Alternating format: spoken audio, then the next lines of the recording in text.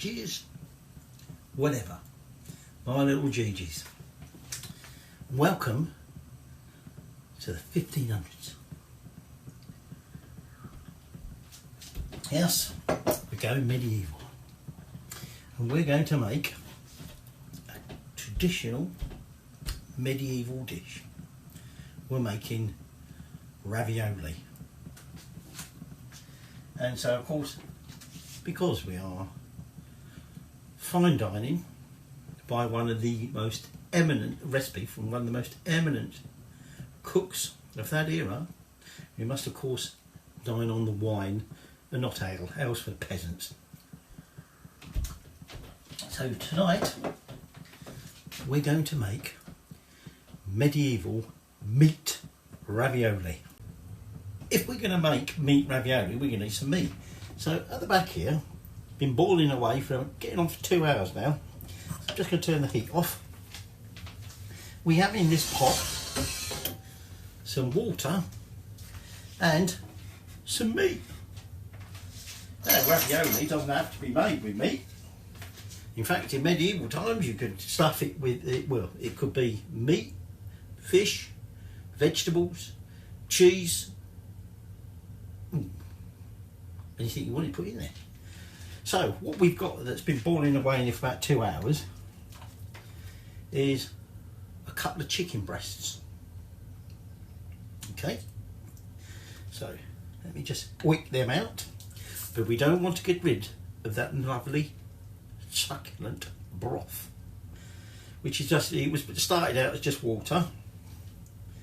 Okay, and we put into it 2 chicken breasts and 3 pieces of pork belly, because that's how we buy it from Tesco's. Wait, don't you dare fall off.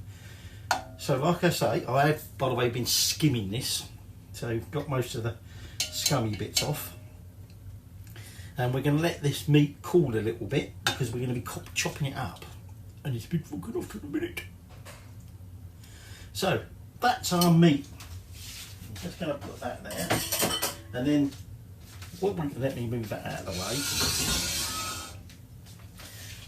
What we're going to be making the ravioli from is that meat plus a small selection of aromatic herbs and spices. So we've got some rosemary, rosemary and chives. Now the other key herb is savoury, and that's very difficult to get hold of these days. Oh, just the stress of thinking about it has made me need a drink.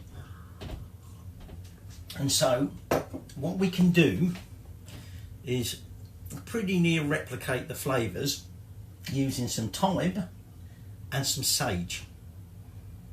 We're going to end up with about 2 parts thyme to 1 part sage, and that should roughly equate to the flavours that we'll get from savoury.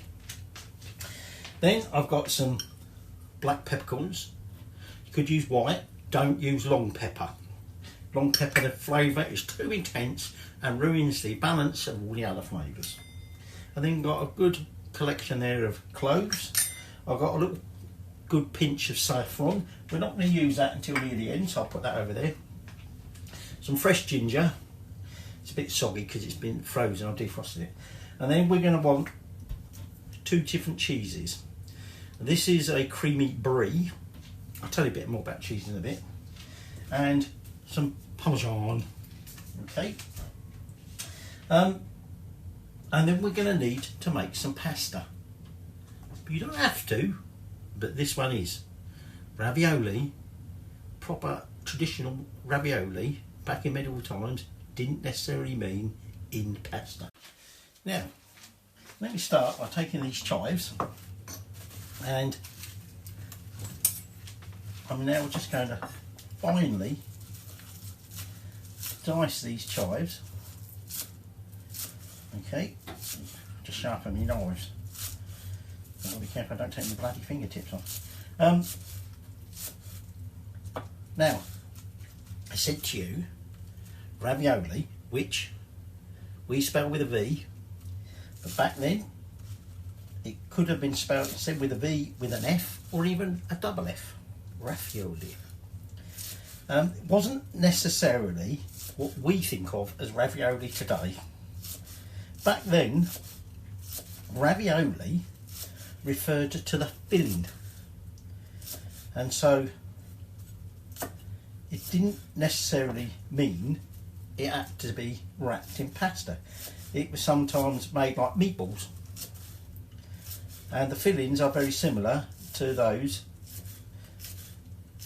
that were ancient, medieval meatballs, and they might sometimes be wrapped in caul fat, C-A-U-L, which I believe is the fatty sort of membrane that surrounds some of the organs, or they could just be sort of fried off. And also there are still today, there's a Tuscan version of ravioli that is actually nudie ravioli.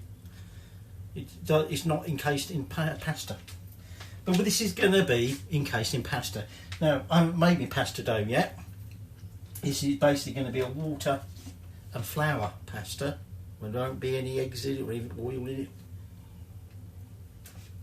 it.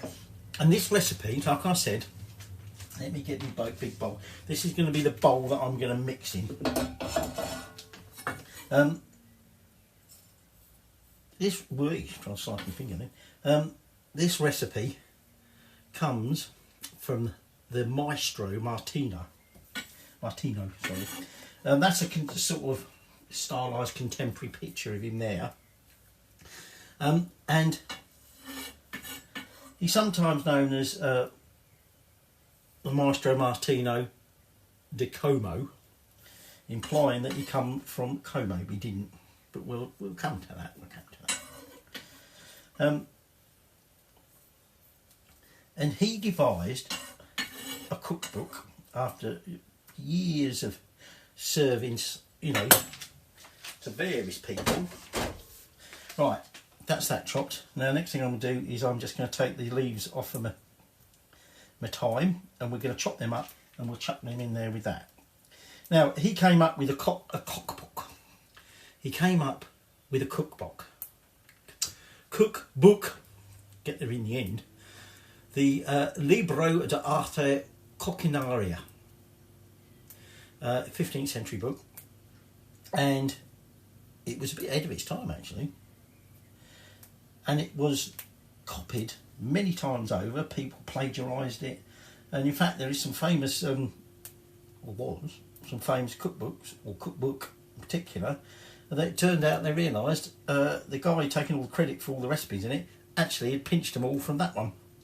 And so now that book has been reassigned, as it were, as not belonging to this guy, but it's on Martino's.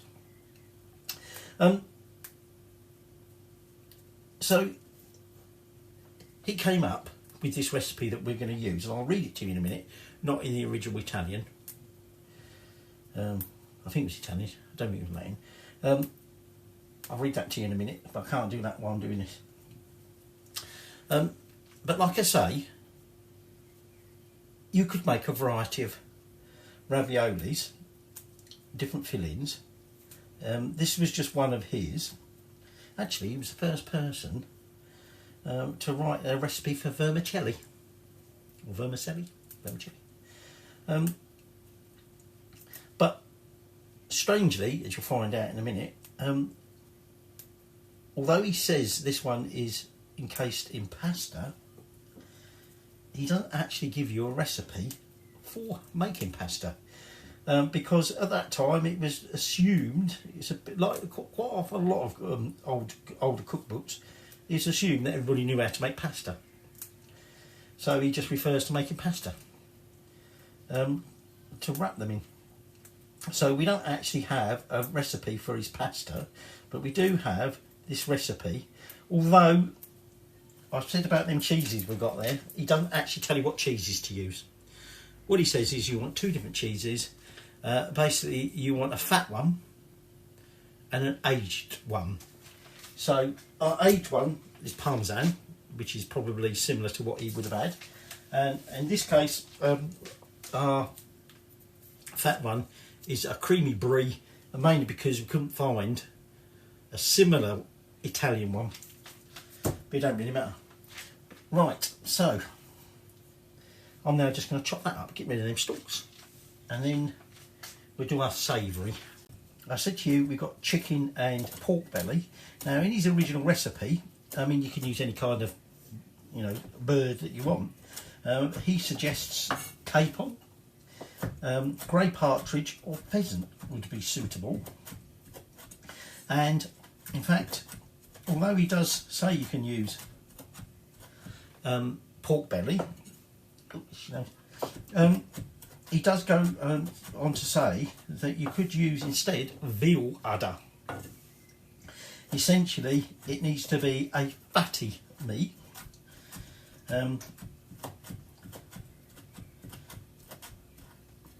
To help bring out some of the flavours. It's warm in here. Oh, it's so bloody warm in here. Probably turn that bloody eating up, that woman.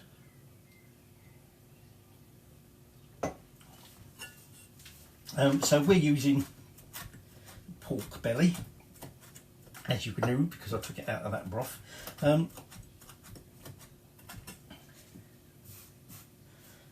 then I'm just going to chop up these sage leaves.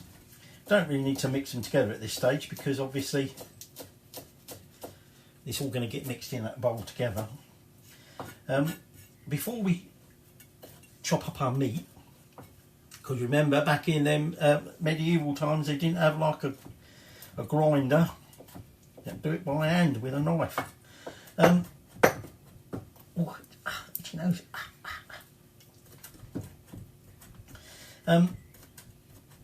Before we chop up the meat, I want to make the pasta, because you need to let the pasta rest for a bit.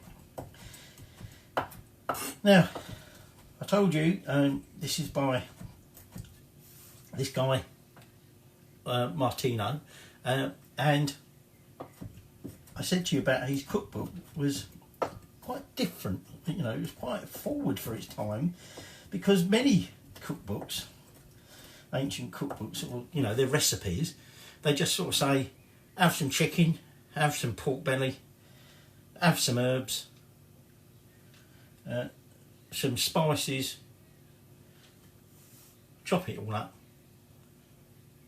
and cook it. And it's like, well, how much of everything? And what herbs, what spices? Now, he doesn't, oh, itchy nose.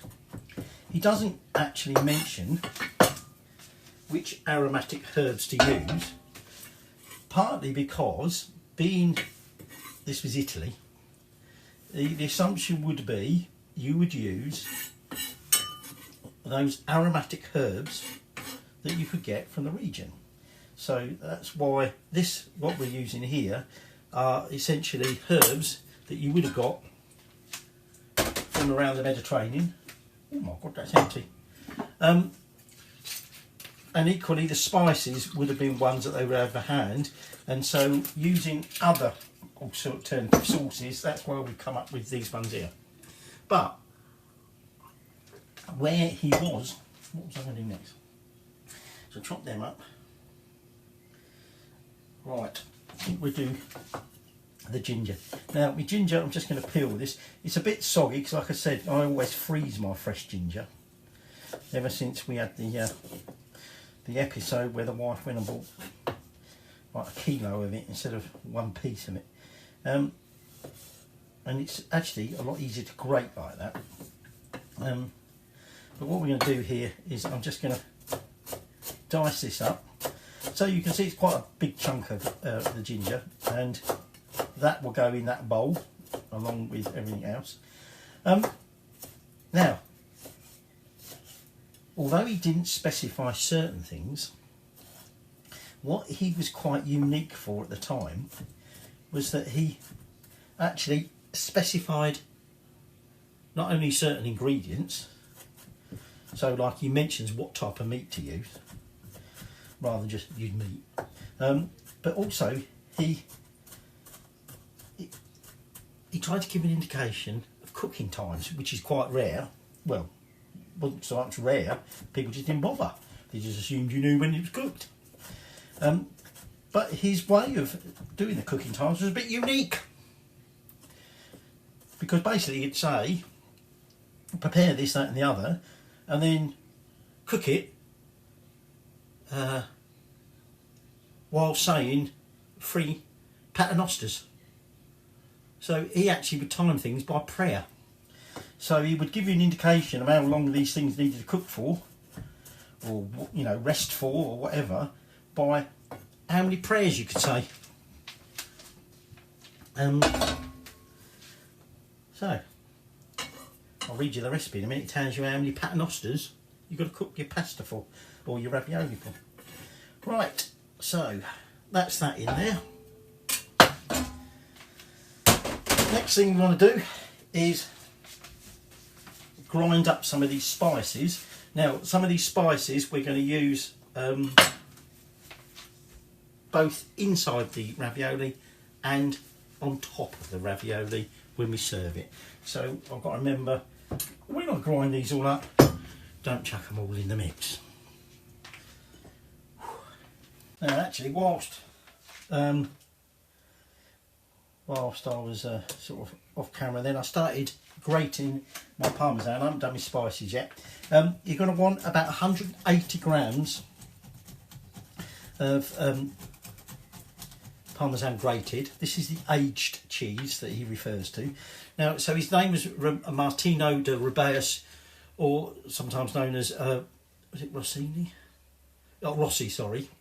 And he, like I say, he was called from Dacomo, but he wasn't actually from Dacomo. There's a reason for that, and I'll come to that towards the end.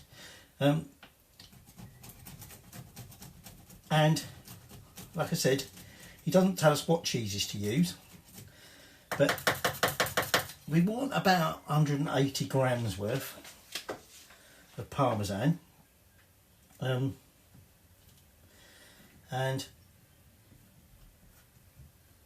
sort of we're going to put, let me just get rid of that a little bit for a minute. We're going to put part of this into our ravioli mix. Okay. So you're going to want to put, oh pardon me, whoops,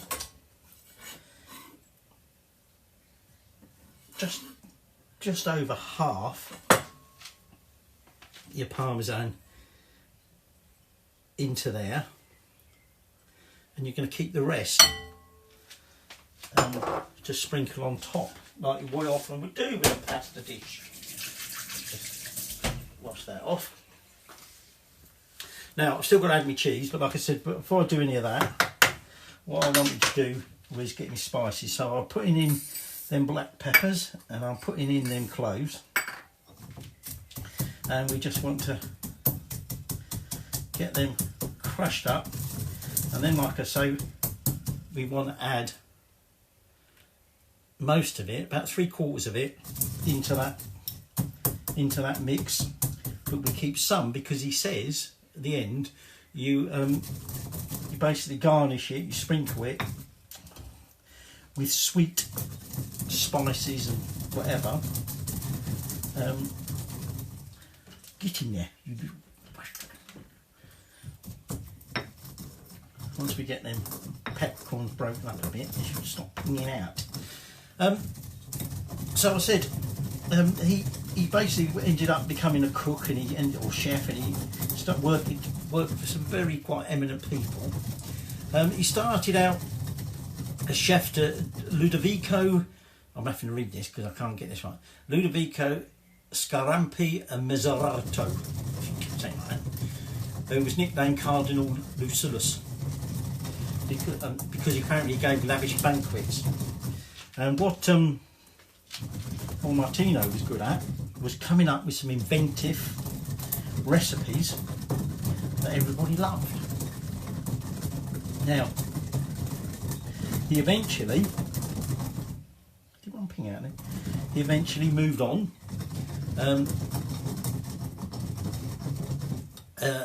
He worked in the Kingdom of Naples and France until finally he ended up working at the Vatican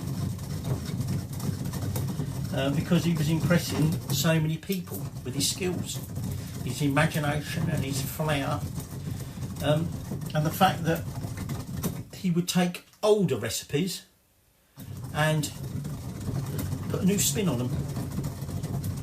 So rather than you getting used to the same old boring things, get old Martino on the job, he'll come up with something a bit better.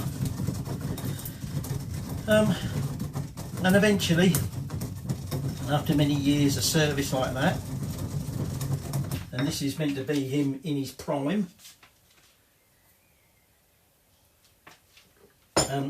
there are some portraits of him, supposedly, but that isn't like an original. I think that's a modern version, if you like. But eventually, he ended up, after he'd been in the Vatican for a while, he appears to have ended up back in Milan.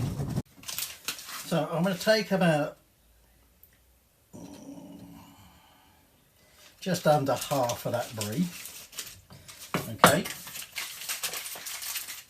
and we want to mince this up finely. Now I know some people like to take the skin off. I don't care, I'm not fussy.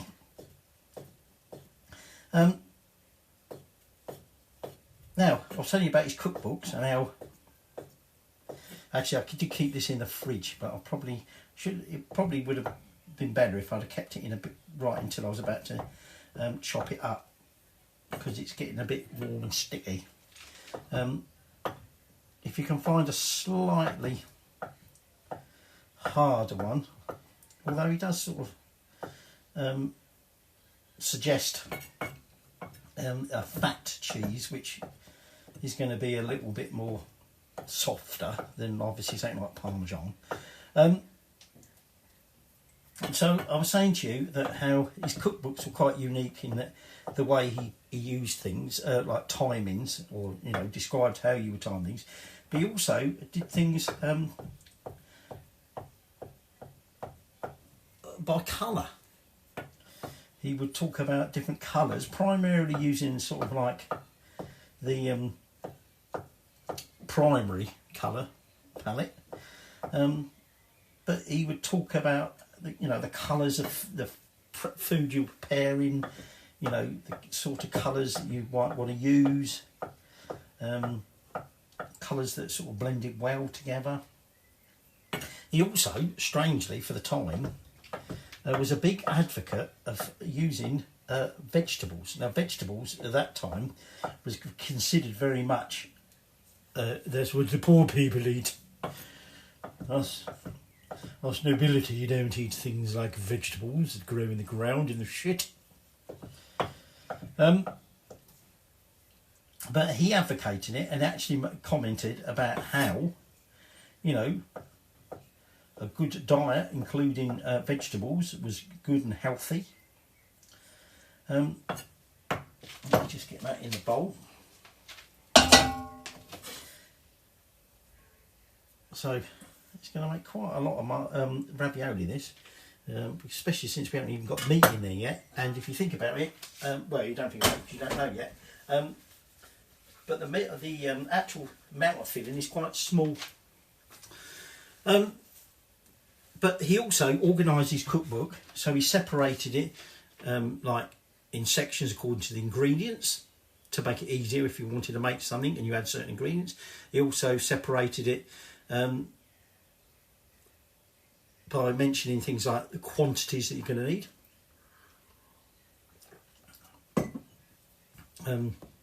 Which again, like I said to you earlier, a lot of people didn't. They just say, add some meat.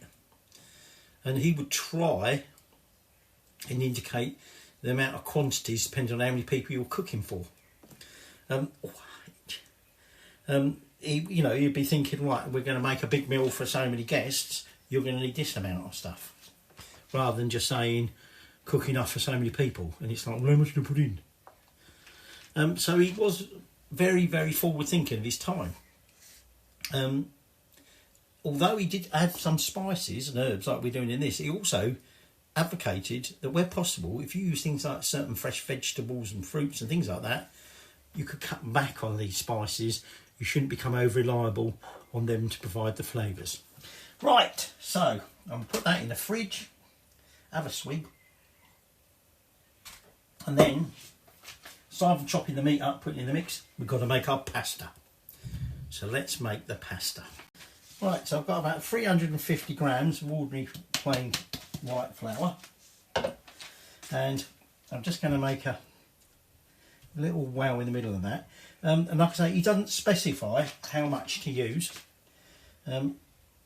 So I'm just going to add some small amount of warm water, and it wants to be quite a stiff dough. It doesn't want to be a sticky dough. Okay, and we're just going to, like I say, make this dough just from water and flour.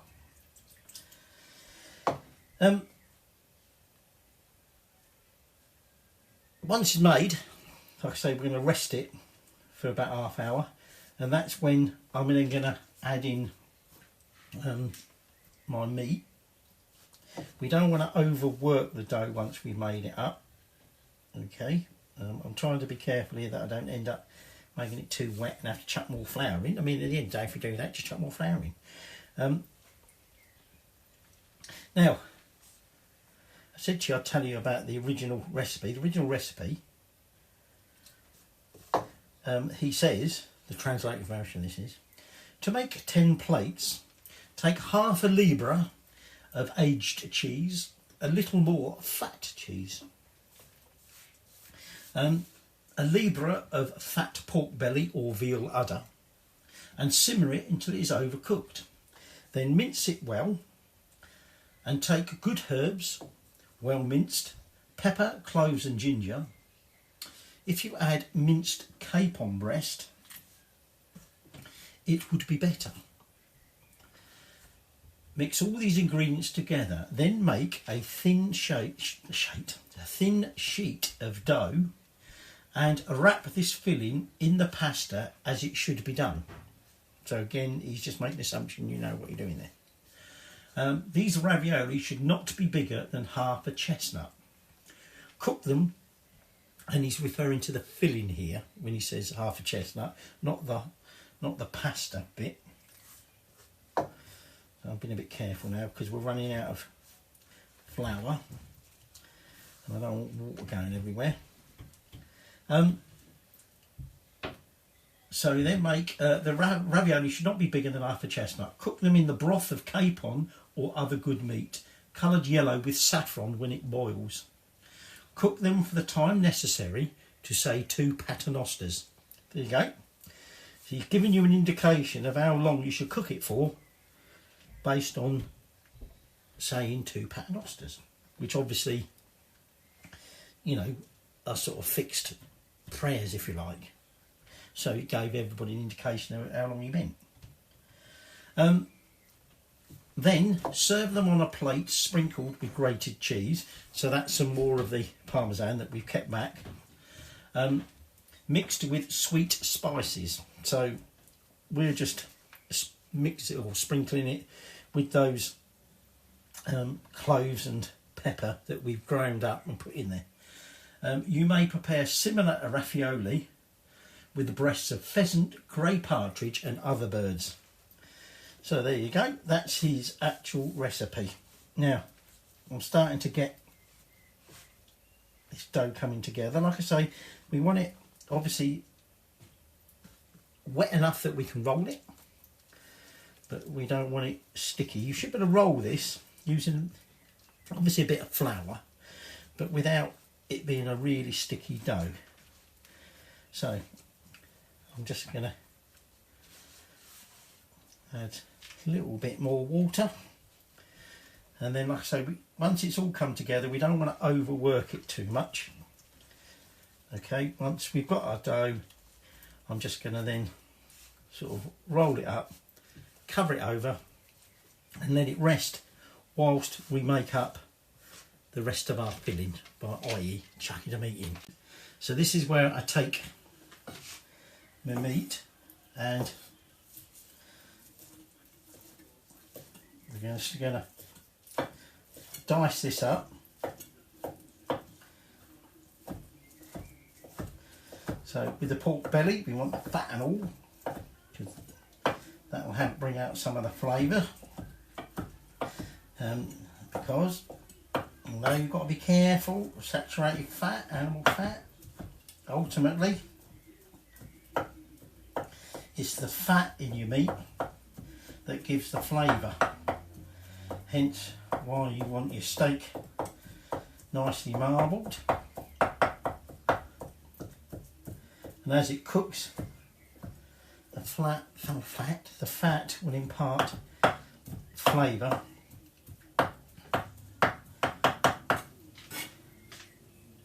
into the meat. So we're just going to go through, like I say, dicing this meat up.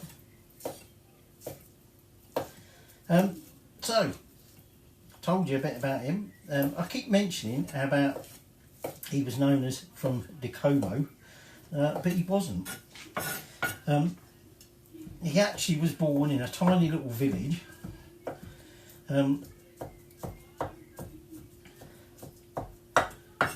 nowhere near Como. He was in a village in the Millennio Valley, which at that time was part of the Duchy of Milan.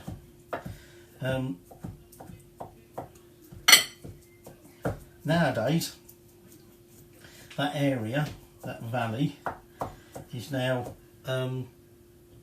in a canton in Switzerland. So why is it he was known as the Maestro Martino de Como? Well, he had a good friend whose sort of nickname, short name, was Platino, and he wrote about him. He documented his, a lot of his story, but he called him commence, which basically translates as a person from Como. Now, whether he did that because he got a bit confused because the region that he did come from sounded, I know I said it was the Valley of Millennio or whatever, but he came from a region that was a little bit similar in sounding to Como, and it might simply be he either made a mistake or he thought that most people would have a bloody clue about where this place was. So rather than it being just sort of a bit of a grammatical error, it might have actually been deliberate, because people go, where? So we don't know really. But so other than what we know about him from his cookbook and working for all these eminent people and developing all these recipes, we know very little more about him. We don't really know about his death. All we know is really where he came from and what he did in his life. So it's now just a matter of finishing off this meat, and then we're going to mix that all together,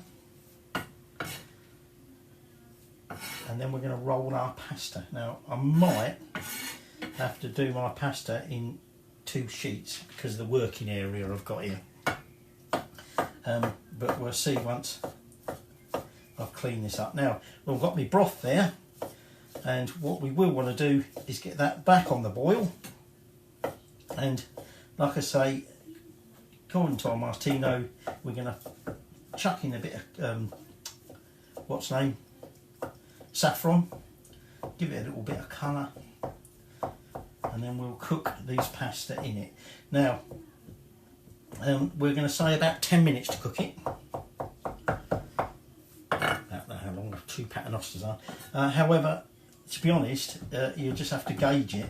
It really depends on each type of pasta you've made, how thick the pasta is. I mean, he specifies using thin sheets. So a rough estimate is about 10 minutes, but you cook it as long as you need to. Right? So one more bit of meat to do, bit of cleaning up to do, and then we'll get mixing and rolling and chucking it all over the bloody floor. Giving this all a good old mix together. The cheeses help bind it together. We're going to be making a lot of pasta here, or a lot of ravioli, if we're only using like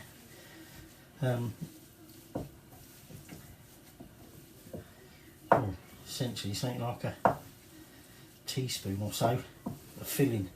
Got to make sure I get all them herbs that were sitting on the bottom, get it all thoroughly mixed together.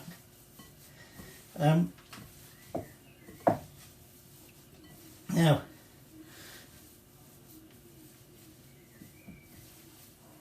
he sometimes was referred to as the prince of cooking, and that was his mate again, Platino, who, to try and big him up, even though he didn't really need it because of how, you know, how well respected he was, he referred to him as the prince of cooks. Right, so I'm just going to put that there. I'm going to wash my hands, move this board out of the way, and then I think, like I said, what we might do is do this pasta in 2 halves. And I'm going to take roughly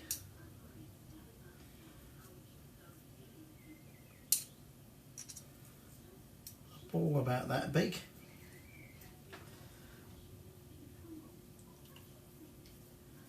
Might be easier actually to do this partly by hand. I'm just going to roll these balls out, and then I'm just going to space them so that I will be able to fold over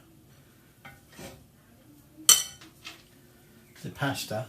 Now, obviously we want these cooked inside, but remember, the meat has been cooked, so we're not worried about raw meat. Leave a bit of space in between them, and then we're going to use a pasta wheel, which I suddenly discovered I didn't have. I thought, wait, well, I had to go and buy one. I hope the bloody thing works alright, don't fall to bits the first time I use it. Very cheap one off Amazon. So I'm just going to do another row, and then we will fold over that top layer to encase the filling.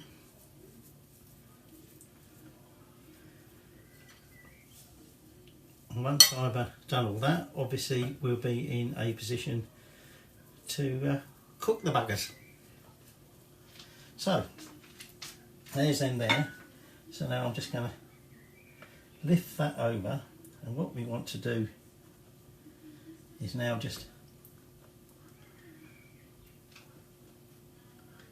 press this pasta down so that we are encasing each of the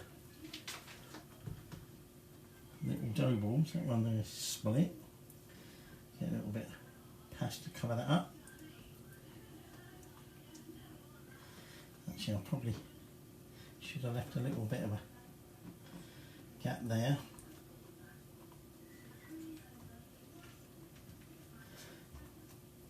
And then once I'm happy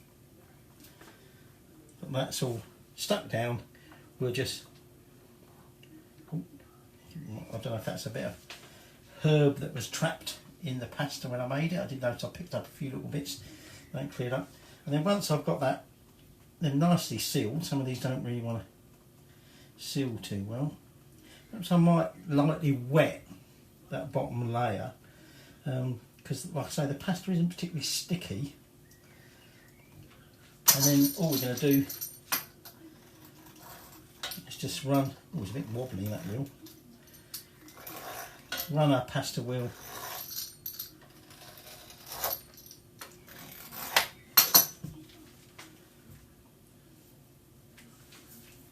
over that, and there we have our first batch of finished ravioli. So I'm just going to carry on and use up the rest of that pasta, and then it'll be time to cook the buggers. There's all the pasta cut out. There's a bit of filling left over. I might make some nudie ones, i.e. we'll use some of that filling and cook it off, but without pasta. Also, it's a bit pity to throw it away, wouldn't it? So that original broth that's skimmed and everything else, I'm now just going to bring that up to the boil, and once that's up to the boil, before I get there, I'm going to put in my saffron, okay, and then we're going to bring that up to the boil, and we'll cook that pasta off, and then all we'll do is serve it with a little dusting of the parmesan and the spice mix that we left, and also a little bit of broth. So just going to watch the pot boil now, and that takes forever, so don't watch it. I've made about 20, so I've got 10 in there. Obviously it just took it off the boil once they went in there. They're just coming back up to the boil, and then we'll cook them, like I say, for about 10 minutes. And we'll try one and just see what it's like. And then obviously we'll cook off the final batch before we do our final tasting. So that's cooked and served up. Now all I'm going to do is just take a couple of ladlefuls of that broth, put that on top, and then give it a good sprinkle of parmesan. And finally we're going to take half of the remains, because you remember the other half for the other wife, or not the other wife, the other half, the wife, of them herbs. So, ooh, don't knock the parmesan on the floor. So let's give it a go. So let's take one of those down in the bottom. So there you go. Cut that one up a little bit.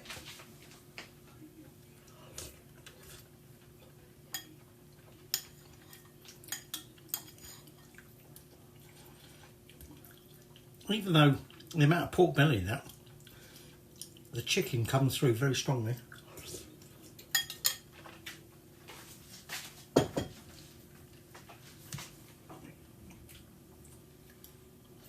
Pasta's just right, a little bit al dente, but not too hard, not too mushy. You're getting them flavours from the spices. To be honest, all the fuss about what herbs to use and using the savoury and things like that, I think the spices will rather overpower it a bit. So I don't know how much, because you should be getting like a minty-ish type flavour from the savoury.